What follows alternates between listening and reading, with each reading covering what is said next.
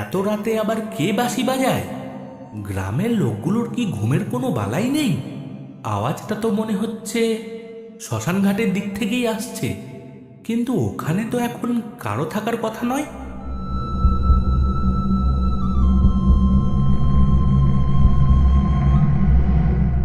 আরে, ওটা কিসের আলো? লণ্ঠন? না, লণ্ঠনের আলো তো ওভাবে হাওয়ায় ভাসে না। অদ্ভুত তো। অনি, ও অনি, জেগে আছিস বাবা?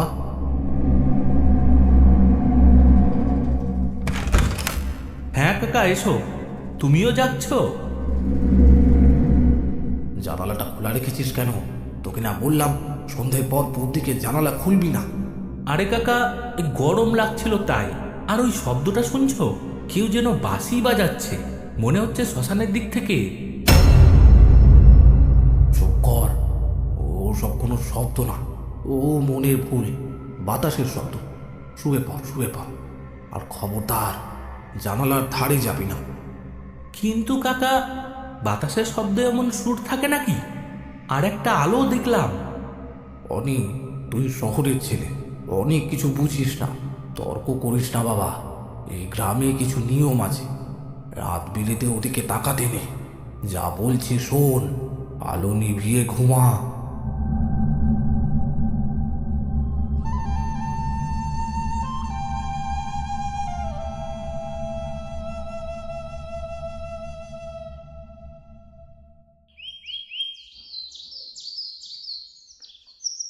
ওমা, অনি যে, আয় বাবা, বস।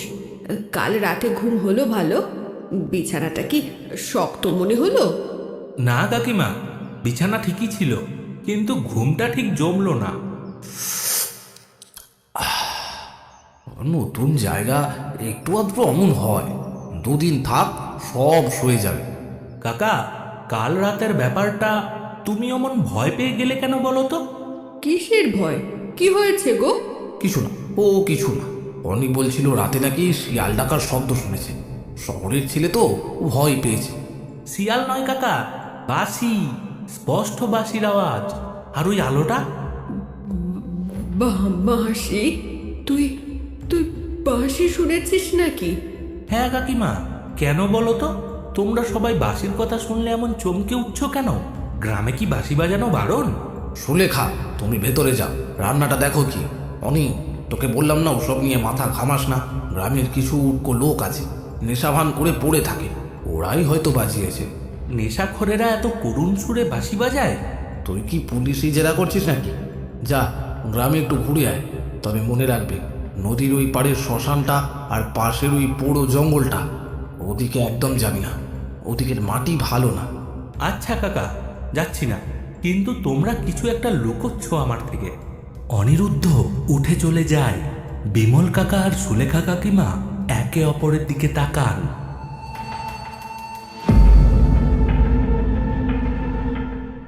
ও কি ফিরে এসেছে গো? 25 বছর তো হয়ে গেল। চুপ করো, দেওয়ালেরও কান আছে। অনেকে কিছু জানতে দেওয়া যাবে না। ও কদিন পরেই চলে যাবে।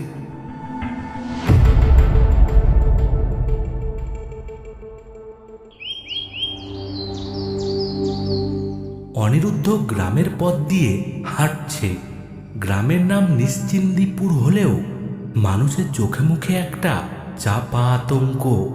মোড়ের মাথায় একটা চায়ের দোকান, সেখানে কয়েকজন গ্রামবাসী বসে আছে। আসুন আসুন বাবু, আসুন। আপনি কি বিমল দাদা বাবুর ভাইপো? কলকাতা থেকে এসেছেন? হ্যাঁ, এক কাপ চা দিও তো ভাই, চিনি কম। তা বাবু, গ্রামের হাওয়া কেমন লাগছে? শহরের ধুলোবালি ছেড়ে এই শান্তি, ভালোই তো, তাই না? শান্তি তো বটেই, তবে রাতগুলো বড্ড বেশি নিঝুম।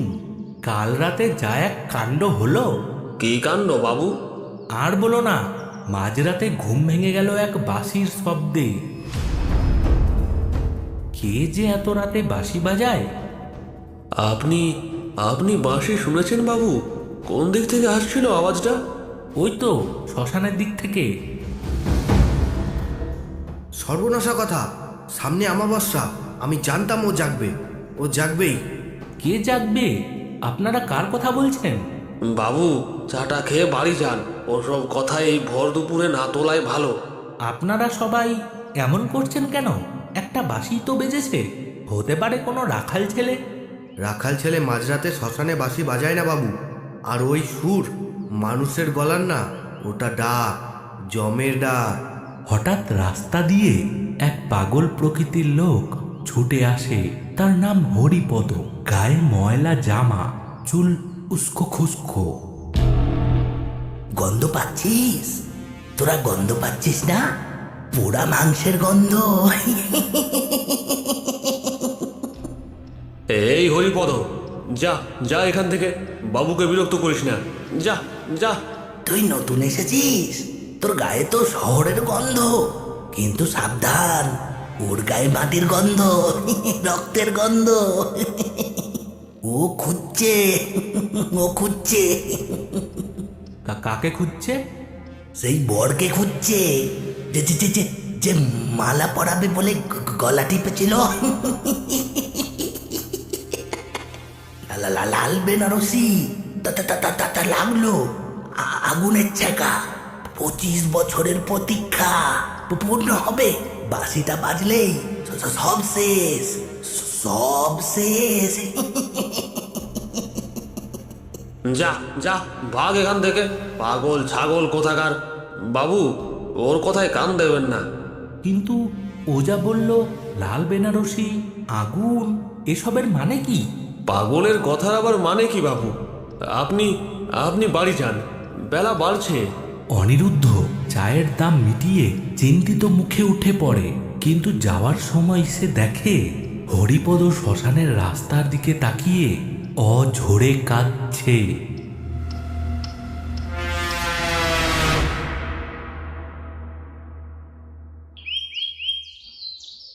দুপুরের রোদ পুকুরের জলে চিকচিক করছে।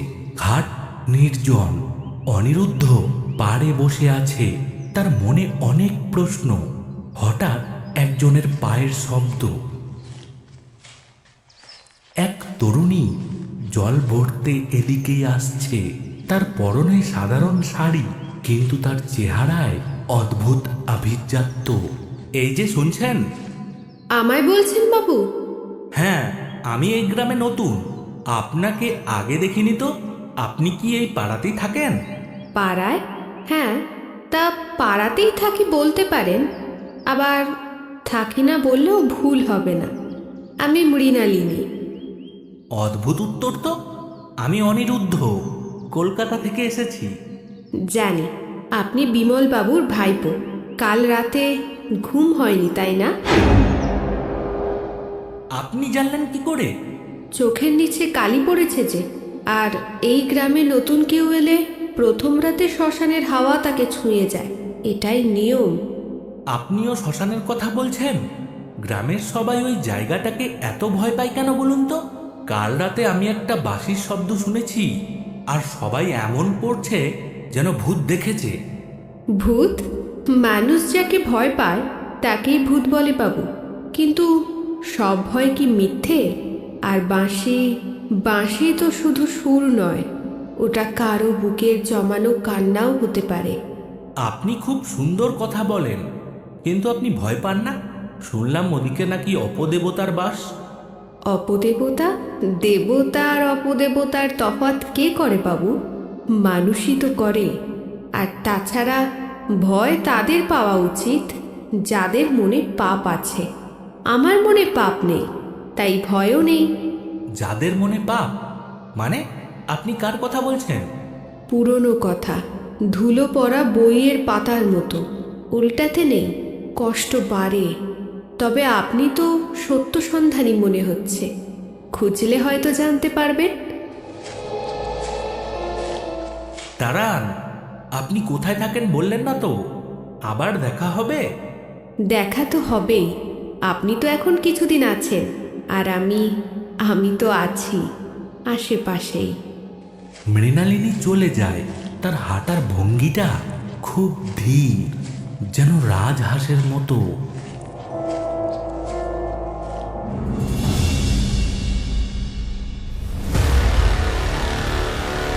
কিছুক্ষণ পর বিকেল বেলায় গ্রামের ভেতরে হইচই। অনিরুদ্ধ শব্দ শুনে এগিয়ে যায়। সদানন্দ নামের এক গ্রামবাসীর বাড়ির সামনে ভিড়। সদানন্দ দাওয়ায় বসে আবল তাবল বকছে। ওরে বাবা রে, মরে গেলাম রে, আমায় ছেড়ে দে, আমি কিছু করিনি, আমি শুধু দেখেছিলাম। কি হয়েছে গো সদার, এমন করছে কেন? জানি না গো, দুপুরবেলা মাঠ থেকে ফিরলো, বলল যে গা কেমন করছে, তারপর থেকে এই প্রলাপ বকছে, গাটা যে জ্বরে পুড়ে যাচ্ছে। ডাক্তার ডাকেননি? আরে ডাক্তারে কি করবে এতে? এ তো ওষুধের রোগ নয়, এ হলো ওদের কাজ। হ্যাঁ, ওদের মানে? আপনারা কি সব কিছুতেই কুসংস্কার টেনে আনবেন? সরুন তো দেখি। অনিরুদ্ধ সদানন্দের কপালে হাত দেয়। তার গা জ্বরে পুড়ে যাচ্ছে। সদানন্দ হঠাৎ অনিরুদ্ধর হাত খামচে ধরে। তার চোখ দুটো ঠিকরে বেরিয়ে আসতে চাইছে। বাবু, বাবু আপনি পালান, ও এসেছে, ওই মেয়েটা এসেছে। কে এসেছে সদানন্দ কাকা? চন্দ্রমুখী। ওর হাতে সেই বালা, রূপোর বালা। ও আমার দিকে তাকিয়ে হাসছিল, শ্মশানের ধারে দাঁড়িয়ে দাঁড়িয়ে হাসছিল। ও বদলা নেবে বাবু, গ্রামের কাউকে ছাড়বে না। চন্দ্রমুখী ও তো 25 বছর আগে মরে গেছে, আবার কি এলো? সর্বনাশ হবে এবার। চন্দ্রমুখী কে? ভিড় থেকে একজন বয়স্ক লোক এগিয়ে আসে। নাম ভবতোষ। চুপ কর সদা, জ্বরের ঘরে কি বকছিস তার ঠিক নেই। বাবু আপনি জানতো, আমরাও যা খবর দিয়েছি। ওঝা দিয়ে জ্বর সারাবেন? লোকটা তো ভয়ে মরে যাবে। চন্দ্রমুখী কে আমাকে বলুন। সব কথা জানতে নেই বাবু, যা শুনলেন ভুলে যান। এই গ্রামের মরা মাটি ঘুরলে শুধু হাড়গোড় বেরোবে না, সাথে অনেক কালো সাপও বেরোবে। নিজের ভালো চাইলে এসব থেকে দূরে থাকুন। অনিরুদ্ধ বুঝতে পারে এরা কেউ মুখ খুলবে না। সে ভিড় থেকে বেরিয়ে আসে, কিন্তু তার মাথায় ঘুরছে সদানন্দের কথাগুলো। রূপোর বালা। আজ দুপুরে পুকুর ঘাটে সে মৃণালিনীর হাতেও তো একটা রূপোর বালা দেখেছিল, খুব পুরনো দিনের নকশা। তবে কি?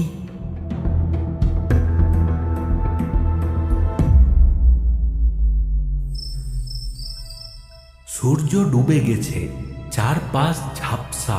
অনিরুদ্ধ বাড়ির বাইরে পায়চারি করছে। সে ভাবছে মৃণালিনীর কথা, সদানন্দের ভয়ের কথা। মৃণালিনী মেয়েটা রহস্যময়ী। সদানন্দ বলল চন্দ্রমুখীর কথা, 25 বছর আগের ঘটনা।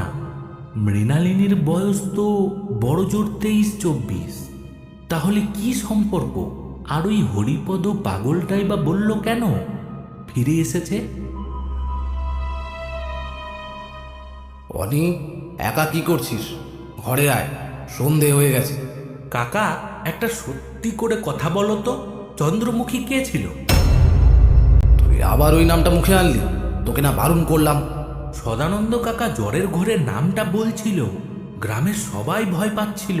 তুমি যদি সত্যিটা না বলো, আমি কিন্তু নিজেই খুঁজে বের করব। তুই বড্ড একগুঁয়ে। তবে শোন, চন্দ্রমুখী ছিল এই গ্রামের এক অভিশাপ। নিচু জাতের মেয়ে, কিন্তু রূপ ছিল আগুনের মতো, আর বাঁশি বাজাতো জাদুকরের মতো। গ্রামের জমিদার বাড়ির ছোট ছেলে রত্নেশ্বর, মানে এখন যে জমিদার, তখন সে যুবক। রত্নেশ্বর ওই মেয়ের প্রেমে পড়েছিল। তারপর একদিন ঝড় জলের রাতে মেয়েটা নিখোঁজ হয়ে যায়। 2 দিন পর শ্মশানের ধারে ওর লাশ পাওয়া যায়। লোকে বলে মেয়েটা নাকি আত্মহত্যা করেছিল, কিন্তু কি? লাশটা যখন পাওয়া যায়, ওর গলায় নাকি কালশিটে দাগ ছিল, আর ওর সাথের বাঁশিটাও কোথাও পাওয়া যায়নি। আর ওই লাশের পাশে ওই চন্দ্রমুখীর মামা হরিপদ পাগলকে বসে কাঁদতে দেখা গিয়েছিল। যদিও সে সেই ঘটনার পর থেকেই পাগল হয়ে গিয়েছিল, তবে আগে সে ভালোই সুস্থ ছিল। সবাই বলে সে শোকে এমনটা হয়েছে। আর সেই থেকে সেই পাগল সবাইকে বলে বেড়ায় বাঁশি বাজবে 25 বছর পর, সে আসবে তার প্রতিশোধ নিতে, সব শেষ হবে, সব। তাই গ্রামের লোকজনের মনে এত ভয়। এটা তো গল্প কাকা, 25 বছর আগের গল্প। কিন্তু সদানন্দ কাকা আজ দুপুরে তাকে দেখলো কি করে? ওটাই তো ভয়, পাপ কখনো মরে না উনি। সদানন্দ তখন রত্নেশ্বরের খাস চাকর ছিল, হয়তো সে কিছু জানত। তুই এসব নিয়ে ঘাটাঘাটি করিস না। রত্নেশ্বর রায় এখন গ্রামের মাথা, তার কানে এসব কথা গেলে বিপদ হবে। রত্নেশ্বর রায়? বুঝলাম।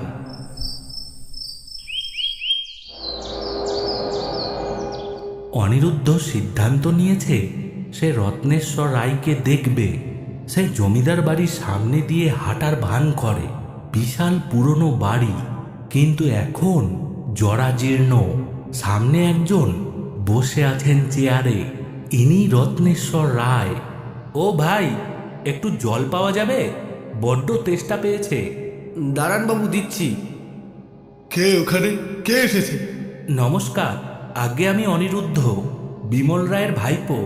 কলকাতা থেকে এসেছি। ও, বিমলের ভাইপো। তা ভেতরে এসেছো কেন? একটু জল খেতে চাইলাম, আর বাড়িটা খুব সুন্দর, তাই দেখছিলাম। সুন্দর এককালে ছিল, এখন তো সব শ্মশান হয়ে গেছে। শ্মশান। একটা কথা জিজ্ঞাসা করব, রাগ করবেন না তো? কি কথা? গ্রামের লোকেরা বলছিল রাতে শ্মশান থেকে নাকি বাঁশির শব্দ আসছে। আপনি কিছু শুনেছেন? আপনারও বাড়ি তো শ্মশানের কাছেই। রত্নেশ্বরের মুখটা মুহূর্তের জন্য বিকৃত হয়ে যায়। তিনি সোজা দাঁড়িয়ে ওঠেন। বাঁশি? কে বললো বাঁশি? ওসব মিথ্যে কথা, কেউ বাঁশি বাজায় না। সে মরে গেছে, সে মরে গেছে। হঠাৎ বাড়ির ভেতর থেকে একটা কাজের মেয়ে বেরিয়ে আসে। অনিরুদ্ধ চমকে ওঠে। মেয়েটা হুবহু মৃণালিনীর মতো দেখতে, উচ্চতাও এক, আর মেয়েটার হাতেও সেই একই রকম একটা রূপোর বালা। কর্তা, ও কর্তা, আপনার ওষুধ খাওয়ার সময় হয়েছে। তোমার হাতে ওটা কিসের বালা গো? এটা এটা তো আমার দিদিমা দিয়েছিল, পুরনো জিনিস। কেন বাবু? না না, এমনি, খুব সুন্দর তো তাই। যাও তুমি এখান থেকে, যাও। বিমলকে গিয়ে বলবে তার ভাইপো যেন আমার সীমানায় আর না আসে। যাও। অনিরুদ্ধ দ্রুত পায়ে বেরিয়ে আসে, কিন্তু তার মাথায় একটা অঙ্ক মিলতে শুরু করেছে। কাজের মেয়েটার বালা আর মৃণালিনীর বালা এক। সদানন্দ বলেছিল চন্দ্রমুখীর হাতেও বালা ছিল। এই বালার রহস্য কি? আর রত্নেশ্বর রায় সে মরে গেছে বলে অত ভয় পেলেন কেন?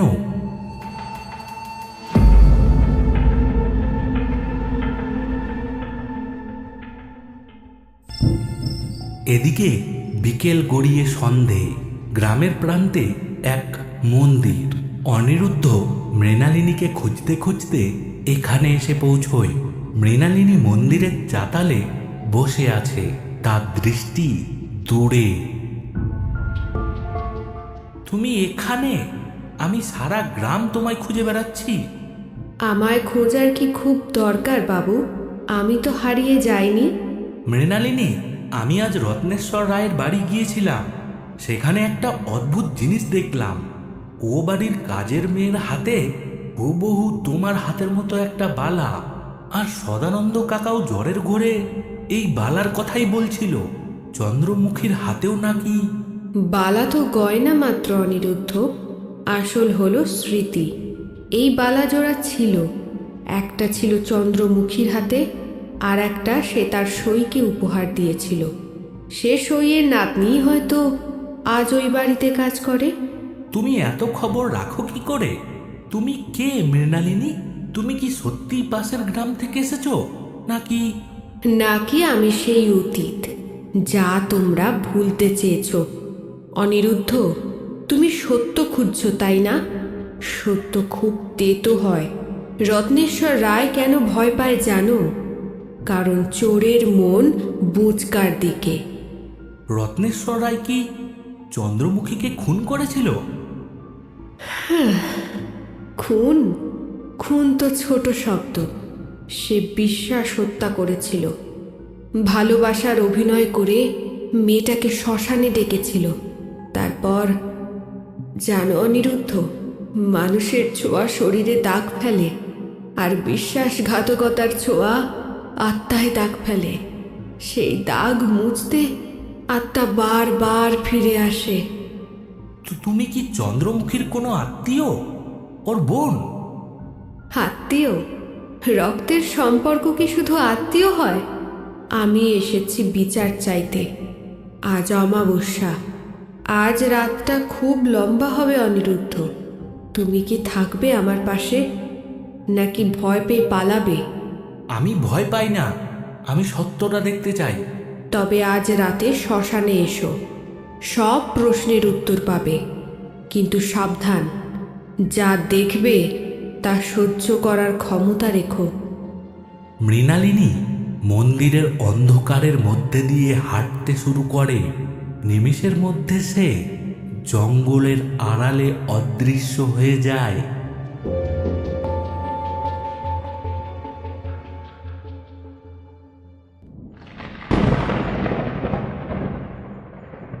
রাত 10টা।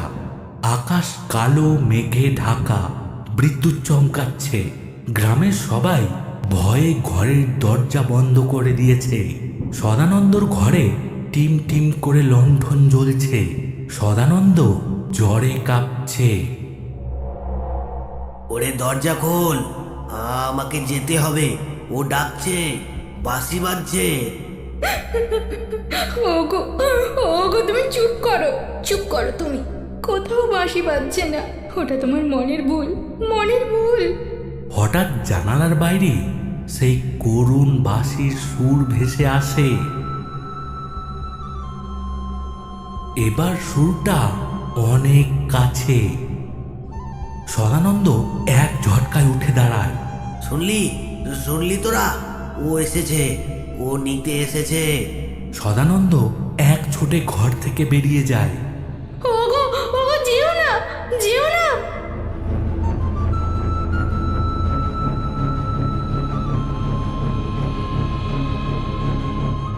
আরে, ওটা সদানন্দ কাকা না? দেখি তো একটু। সদানন্দ মন্ত্রমুগ্ধের মতো ছুটছে। শ্মশানের কাছাকাছি গিয়ে হঠাৎ একটা বিকট বজ্রপাত হয়।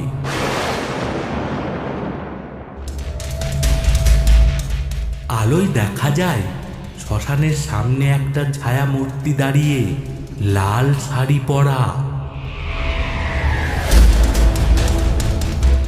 মাফ করে দে, আমি শুধু দেখেছিলাম, আমি কাউকে বলিনি। রত্নেশ্বর বাবু আমাকে টাকা দিয়ে মুখ বন্ধ করেছিল। আমায় মারিস না। ছায়ামূর্তিটি এগিয়ে আসে না। সদানন্দ বুকে হাত দিয়ে মাটিতে লুটিয়ে পড়ে। তার শরীরটা দুমড়ে মুচড়ে যায়, যেন কোনো অদৃশ্য শক্তি তাকে পিষে ফেলছে।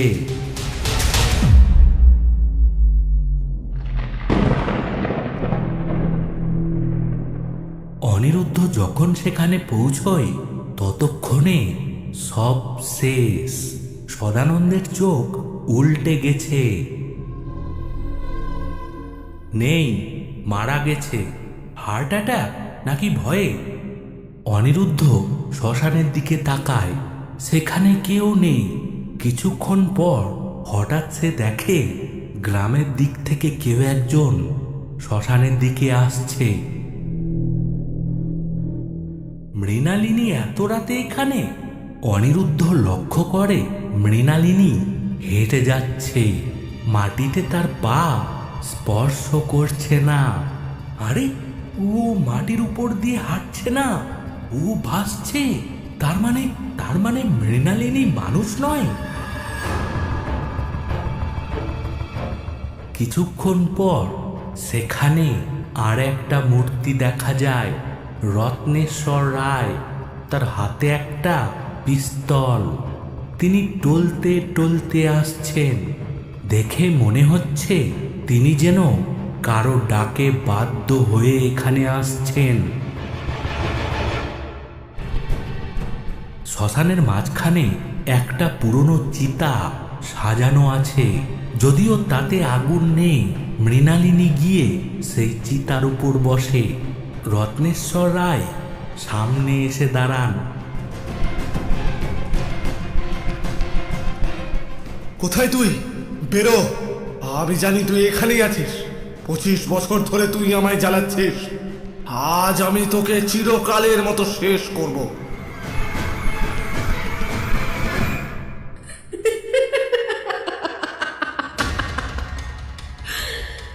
কাকে শেষ করবে রত্নেশ্বর? যে আগেই মরে গেছে তাকে কি মারা যায়? তুই তুই কে? তুই সেই মেয়েটা না, পাশের গ্রামের মৃণালিনী? আমি মৃণালিনী নই, আমি তোমার পাপ, আমি তোমার অতীত। চিনতে পারছো না? এই সে শাড়ি যেটা তুমি আমাকে শেষবার দিয়েছিলে। চন্দ্রমুখী? না না না, এ হতে পারে না। আমি নিজের হাতে তাকে পুড়িয়েছি। শরীর পুড়িয়েছ, কিন্তু আমার অতৃপ্ত বাসনা, আমার ভালোবাসা? তুই বলেছিলি আমায় বিয়ে করবি, শ্মশানে ডেকে এনে তুই আমায় গলায় দড়ি দিলি, কারণ তোর বাবা সম্পত্তি থেকে তোকে ত্যায্য করার ভয় দেখিয়েছিল। ছি রত্নেশ্বর, টাকার জন্য তুই ভালোবাসা বেচলি?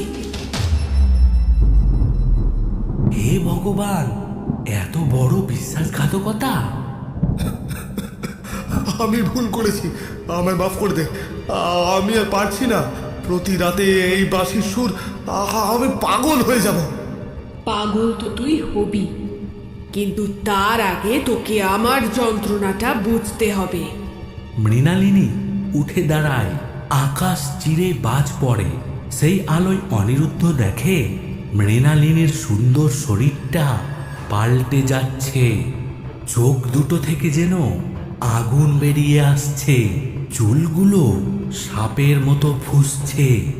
এ এক বিভীষিকাময় পিশাচী রূপ।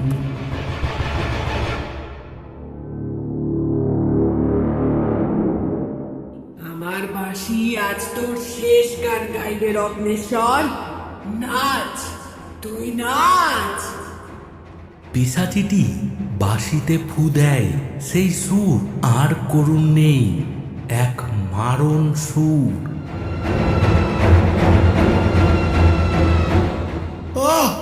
থামা থামা থামা, মরে গেলাম। মরবি তো বটে, কিন্তু সহজে নয়। যেমন আমি ছটফট করে মরেছিলাম, তুইও তেমনি মরবি। আমার গলায় দড়ির দাগটা এখনো জলে রত্নেশ্বর, তোর গলাটাও একটু জ্বলা দরকার। রত্নেশ্বর নিজের গলা চেপে ধরে। তার চোখ মুখ নীল হয়ে যায়।